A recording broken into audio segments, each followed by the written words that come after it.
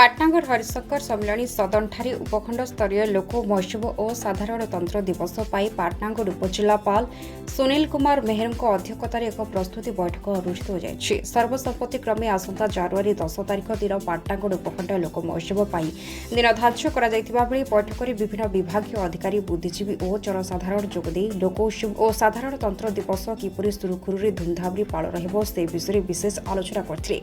पाटनागढ़ पाटना समाचार देखो आज उपखंड स्तरीय लोक महोत्सव जोटा पाटनागढ़ सब वर्ष हुए तो आज समस्त मीडिया पर्सन्स आसते सिविल सोसाइटी आसते तीनटा ब्लॉक रु आमर समस्त ऑफिशियल आसते ये आम समस्त को आम दायित्व आज बांटी देचु जो मैंने कि आमर उपखंड स्तरीय लोक महोत्सव जमी सुरुखुरु हो पार।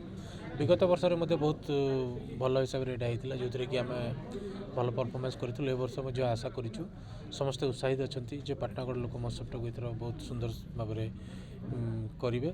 तो ये बहुत कलाकार मानक सुजोग मिलता है जो कलाटा को प्रदर्शन करते। तो ये आम जनवरी 10 तारिख पाटनागढ़ में लोक महोत्सवटा हम बोली फाइनाल माने स्थिरकृत होती समस्ते सहयोग करेंगे जो कि आम बहुत भल हिसाब से पालन करें। हाँ तापर आम जो जनवरी 26 एथर प्रस्तुति बैठक होता आज भी समस्ते civil society members all officials ये रही थे।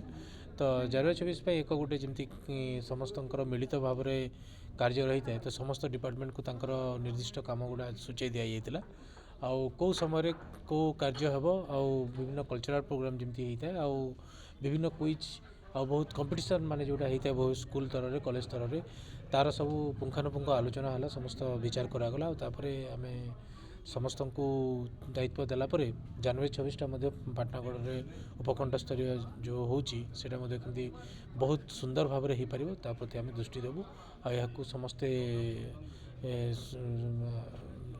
आलोचना करूँ आलोचना कला स्थिरीकृत होती आशा करूँ बहुत भल भाव अनुष्ठित हो। Thank you.